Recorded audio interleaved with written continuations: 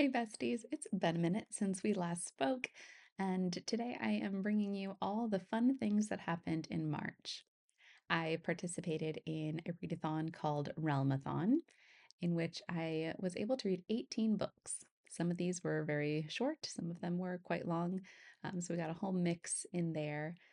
And I also had the absolute pleasure of collaborating on a video with some other journal creators, and that can be found over on Jashi Curran's channel.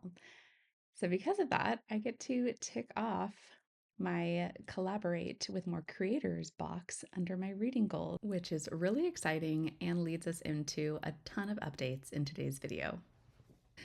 Hi, friends, it's Amanda, and this is my reading journal for March. To kick things off, I've pulled out my March blue marker indicating all of the books that I read this month. And I know my library here is looking quite blue as I fill it in, but fear not. In May, we're going to be introducing some colors other than this icy blue color scheme I had going on for winter. This page is so satisfying to fill out because this month I made such a huge dent in reading from my TBR. In March, I purchased three books The Keeper, The Varkin, which are two books on a backlist of one of my favorite authors, Erin Phillips. And then I used my Kraken points to purchase The Favorites, which I did read immediately. Unfortunately, I had another book that I really didn't like, and that was The Hacienda. I think it just wasn't my style book. It is kind of like a gothic thriller, which sounds like something I'd be really into, but I didn't enjoy the writing style at all. So I read enough of this book to claim points for my readathon and then quit. So that's going to join Disappearing Earth here in my Walk the Plank section. This is the first year that I'm tracking statistics for my reading month, and I think it'll be fun to continue this next year and see how much more I read on average in March. It was also nice to finally add to my nonfiction section with From Scratch by Tembi Locke. I also got the pleasure of reading The Sirens by Amelia Hart a little bit early before it released, but it is out now, so you guys can experience the magical mermaid tale for yourself. In March, I finished 4 series. I read the entire Serpent and Dove trilogy, which is about a witch and a witch hunter. So I got to knock that off of my shelves. I also finished the Six of Crows duology by reading Crooked Kingdom. I've actually been reading it for a couple months, but finally finished it. I also read Rebel Witch and Cursed, which finished off 2 more duologies. And I read a novella in the Crowns of Nyaxia series, and I indicate that by coloring it in but adding a little dot to that square. So overall, I've earned myself 4 series completion loyalty cards, which means I get to purchase 4 new books. Bringing us to the Battle of the Kraken challenge. I did feed my Kraken 2 more books this year, so our current goal overall is 105 books off of my TBR by the end of the year. So I made a big dent with 14 books this month. Next, we have my Sail the Seven Seas challenge, in which I read 2 books. So I referred back to my list of all of the countries that surround each of these different seas, and I've chosen books that are set in those places. So for the Mediterranean Sea, I chose Circe, which is Greek mythology. Sorry, this cover is so tiny. And technically, it takes place on a fantasy island of Aiaia, but there's also pinpoints to Crete and other like real places in Greece. And From Scratch takes place in both Los Angeles, but also in Florence, Italy, and Sicily. So we're going to count that for the Adriatic Sea. So doing pretty good at this challenge so far since there's only 7 prompts.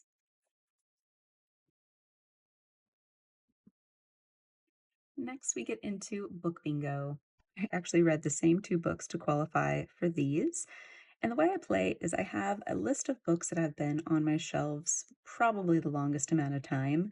And for whatever reason, I find them a little bit intimidating. So I put them on this list, and as I read them, I can peel off the washi tape, and that will give me coordinates of where it'll land on my book bingo map. So here we've read Circe, which is N3. Oh, right here. And From Scratch We have I1. So now we're making some progress. It looks like I could get a bingo here, potentially on this side here, but I've got to read some more books in order to get a bingo. After that, we have my love letters challenge, also known as the alphabet challenge, where I just read a book which title starts with every letter of the alphabet. This month we can add E for Electra, The Favorites for F, Mame for the letter M, and Rebel Witch for the letter R. I would say for the first quarter of the year, this is pretty good to feel almost halfway done. My treasure trove just is me marking the days that I finished books. These bigger stars are days that I finished multiple books, and little circles are when I finished a physical book versus an audiobook. Then we get into my adventure in Aldea. If you're watching this video and are participating, you know that it is currently our spring equinox, in which we've got lots of reading to do this month. But for the month of March, we were just in our regular adventure. So I have my little familiar Bo, and he's been traveling around the map with me. And we had the option this month to either go here or here, depending on which prompt we chose for reading. So what we could have done is either go to the right, which is to inspect the well and to read a thriller, or we could drink from the well and read a book with a drink on the cover. And that's the one I chose. So we're actually going to go to 3A. And for that, I chose Crooked Kingdom since I have the special edition and it has this little goblet to drink from, which means for next month, I need to go to position 4A. So there's only one path I can take, and that is to cross the river. And the prompt for this is to read a book that has the word river in the title. So I'm going to have to find one of those and add it to my TBR for the month. So that's all the updates to my annual trackers for now. Let's jump into March so I can tell you all about the REALMATHON Readathon in case you want to get involved next year. All right, starting out, I wanted to talk to you guys about REALMATHON, which is one of my favorite readathons of the year. It's hosted by Covers with Cassidy, and this was my first month-long readathon that I ever participated in, and the one that got me hooked on monthly readathons. So Cassidy, thanks again for making such an awesome thing to participate in. I'm going to hopefully do it justice in explaining how this readathon works. So each year the story is a little bit different, but this year we are in a place called Carrion City. And she's made a beautiful map, and essentially this territory is run by 4 families that are all feuding against each other. So as a participant, you choose which family you want to be a part of and hopefully gain territory over the city. So of the 4 families, I chose to be part of the Stags. So the way you fight against these other families is by reading books, and you earn points in a lot of different ways. The main points are going to come from reading actual pages of your books. So if you read pages within certain brackets, you get a certain amount of points. And then also, we come together one weekend for a big readathon in which you get a ton of bonus points for. We call that the Gala of Peace. But there are other ways to get points as well, and that is specifically for your team. So everybody got a plus 10 points from Cassidy if we read any book set in an urban setting. But for my team specifically, if I read any books with non-human characters or plants on the cover, that qualified me for extra bonus points. Now you can take all of these points and add them up, and that's how you get massive points for your team. And you can read whatever you want, and everything contributes. So something I did last year was to make a collage of my team and kind of set the scene. So I did the same thing this year, in which I made a collage and just says REALMATHON Carrion City Gala. So I'm imagining myself going to this big event, this Gala of Peace, representing my green for my team and just enjoying all of the literature and beauty surrounding me. So just made this on Canva, printed it out, and that's going to be my cover page for March. For the inside, I'm just going to have a bunch of information about the readathon itself. So I had some inspiration from one of my fellow readathoners, Rai Lu. Once I saw her journal spreads in the Discord, I couldn't get them out of my mind, so I needed to do the same thing and replicate her layout for both the attack and defense points. I just loved the way she did that. So I definitely took a page out of that book for her. And then I also recorded all of my points for each of the individual books already. But we need to make these pages look pretty. So I've got a couple graphics that I printed, such as the books that I read. I have the points and the map, my team. And because we're the Stags, I have some Christmassy paper here. We've got this washi tape, which is a little deer. I have this pack of paper that has a lot of deer and corresponding elements to it. Just some neutrals and a deer sticker. So we're going to put this together and hopefully make these pages look a little less barren. In pulling out all of my Christmas papers to decorate this spread, I decided to give myself the challenge of using only papers and stickers and things that I already had, instead of going to places like Pinterest or Canva to get more specific elements for each of the books that I'm reading this month. It sounds like an easy enough challenge, but for me, I think I get an idea in my head of what I want something to look like, and I don't always have the right sticker for it or the right paper for it, so I have to print it out on my really awesome printer that I am blessed to have. But this month, I'm going to stretch myself, and this is a little bit hard for me. I don't always love the materials that I have, and I have this urge to buy or create something that I'm picturing in my mind. It actually turned out to be a lot of fun because I went through pretty much every box of stickers that I had, pulled out all the washi tape, looked through everything to really get an idea of what I was hoarding away. And I mean, when would I ever use this reindeer washi tape if not for this month? So it was kind of the perfect thing, and it allowed me to be really liberal with my supplies because I have a lot of things that are unique like that. So it was fun to use those bits and pieces. One example are these alphabet transfer stickers that I've had for a long time, but I've never used them because they only have one of each letter and I only had two sheets. So I had to get creative and use a letter V to make an A and a letter Q to make an O. But I think overall it reads perfectly. So, welcome to my REALMATHON March cover page. I think the gold foiling looks incredible here. Then I found some washi tape that fit the vibe of the overall color scheme. It is amazing what you can do with washi tape and how just a little bit adds so much color and character to a page. Again, being super liberal with that reindeer washi tape because when will I ever use that again? And some more fun alphabet stickers. This time I had all the letters. I'm quite pleased with how this layout turned out, so let's get into the book reviews.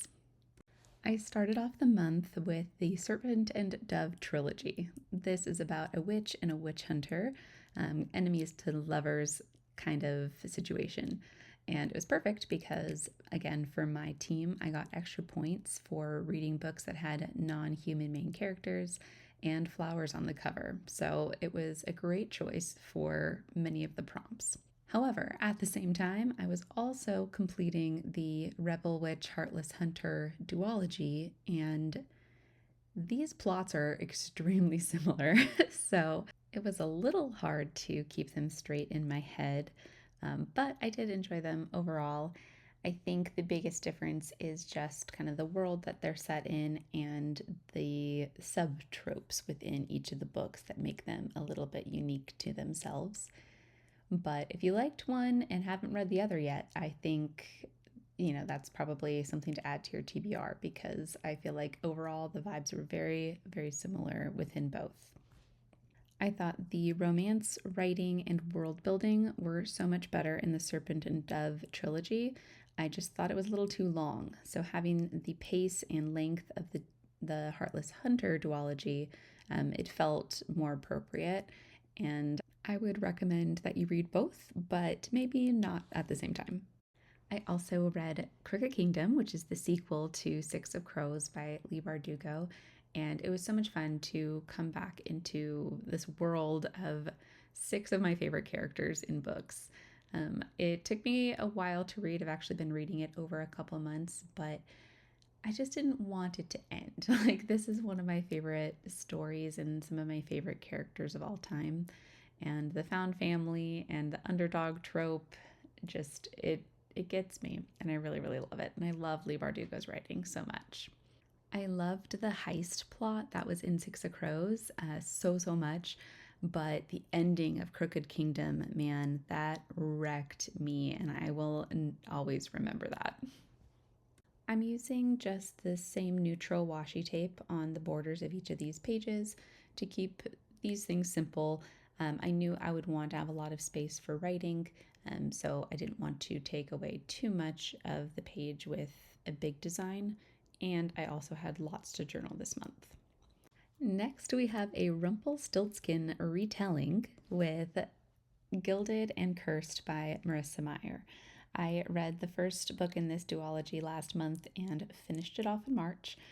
And if you know anything about Rumpelstiltskin, he is a man who has the ability to take hay and weave it into threads of gold. And Marissa Meyer, she kind of writes her story in a way that you understand the purpose behind this and why this is such a big deal. So I definitely wanted to incorporate the threads of gold on my page. So I thought it would be fun to kind of make a geometric border around to sort of corral where my book review will go. I love the way that Marissa Meyer writes retellings.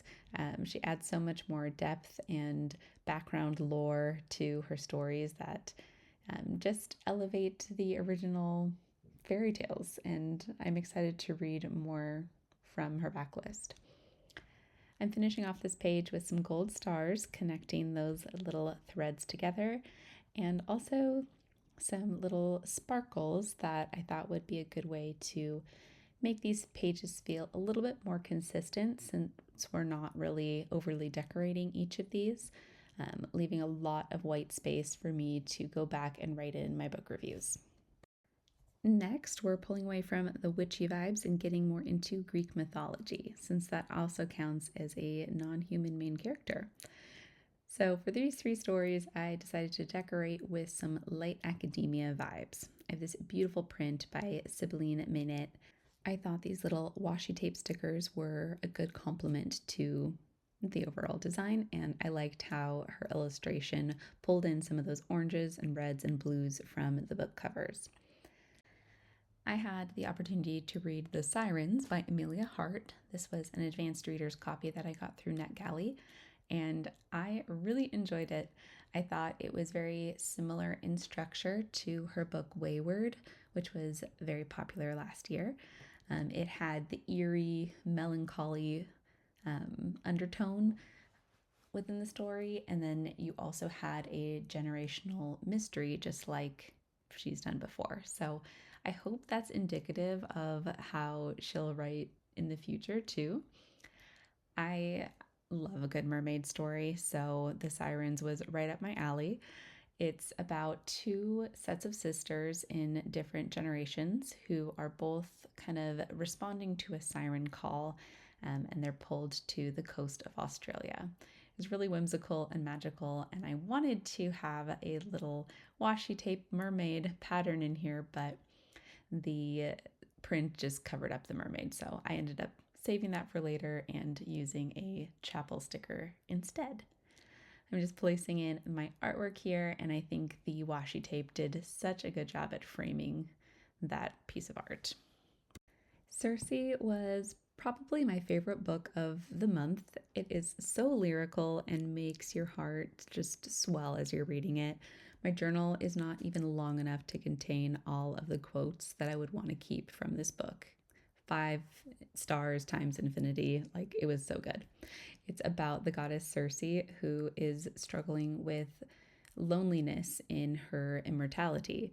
So it's a thinking book, but in a very easy and relatable way, since I think we've all dealt with loneliness in some aspect of our life. Electra was also very good, just very different. It's about three women's perspective during the Trojan War. Up next, we're getting into my favorite non human main character, and that is vampires, featuring this beautiful sticker sheet by Marigona Suli. I chose a complimentary pink washi tape to pull out some of that peachy coloring in the stickers, and that's just going to frame in our overall border for these three books. During the month-long REALMATHON Readathon, there is a weekend set aside, which we call the Gala of Peace. And in that weekend, you get extra points for any book that you complete during the weekend. So that's just an opportunity for you to read all the novellas that are on your shelves. And for me, that meant Six Scorched Roses and A Short Second Life of Bree Tanner. Six Scorched Roses is the novella that is sandwiched between the Serpent and the Wings of Night duology.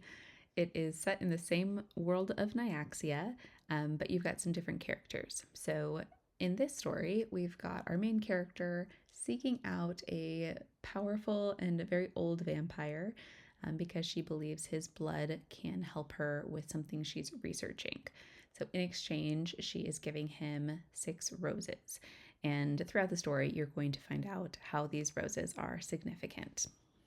In the short second life of Bree Tanner, we get a new point of view within the Twilight universe. This book is short and sweet, and I don't know that it was necessary, but it was still fun to be back in the Twilight world. Vampires, Hearts, and Other Dead Things really surprised me. It was the story of a girl who is facing the upcoming loss of her dad. And so, in an effort to save him, she seeks out a vampire in hopes that they will change her father and she can hold on to him a little longer. It was beautiful, it was sad, and I loved it. On this next page, I'm grouping the books that kind of didn't fit with anything else. So we got a classic, we got a book I didn't like, and my book club book. Keeping things simple again, I'm just stacking some washi tape on the edge of the page and pulling in some colors from my Mina Lima edition of Peter Pan and some gold washi tape to reflect the favorites. I had high hopes for the Hacienda based on the blurb, but I ultimately thought that the writing was kind of weak and there wasn't a lot developing in the story. I read 200 pages and decided to DNF because nothing had really happened yet. Peter Pan was one of the choices that I pulled out for the weekend readathon since it was a little short. And I saw that Jim Dale narrated the audiobook, so I got really excited because I've been listening to his narration of the Harry Potter series, and I just think he makes a story so interesting and enjoyable. And I wish that more books were written in the sentence structure and language of a classic like Peter Pan. It was very relatable, but still very whimsical just because of how it was written. On the right, I chose to highlight the favorites with a little ice skating collage. This was the book that both of my book clubs chose as our book of the month, and we all really enjoyed it while having a lot of like frustrations with it at the same time. But the writing was great. It had a interesting way of telling a story, both in your regular third person narrative, but then you'd also had some podcasters telling the story too. So there's a lot of foreshadowing involved, and it kept you guessing the whole time. But it's about a ice skating duo that is, their eyes are set on the Olympics and all of the drama that comes with going after the gold medals. I chose these little teddy bear stickers that I had because there's many points in the book where, fans are throwing little teddy bears on the ice. So I wanted to showcase the romance between them in a very soft and cozy way. At this point in my journaling, I came to the realization that I had skipped quite a few pages. How does that happen, Amanda? Well, I went ahead and was distressing the edges of the rest of my journal and forgot to flip the pages back. So, therefore, we've got some blank pages in between. And I thought, you know what? I'm going to show you all how I correct this kind of huge mistake. So, I'm just trimming off the more detailed design that I already made instead of reprinting these pictures and putting it all together again. And then on the other side, I can easily recreate this on a new page. By the time I get to this page in my notebook, I'll just have to do some type of background to where it covers up the text that I had written on the paper. So now I'm just shifting everything over, everything I already did. Thankfully, it happened on a page that didn't have that intricate of a design, and something that I can easily just kind of pull over to a new page. And then instead of recreating this whole collage, I'm just going to cut out the border of it and paste it right into this page. And I think that solves my big oops of the day. I still cannot believe that I did that. Let me know in the comments if you've ever had a big oops like that in a project that you have worked on so many times. It feels like something I should be aware of at this point. But there you go. It's all fixed, it's all better, and ready to continue on with the rest of the reading journal.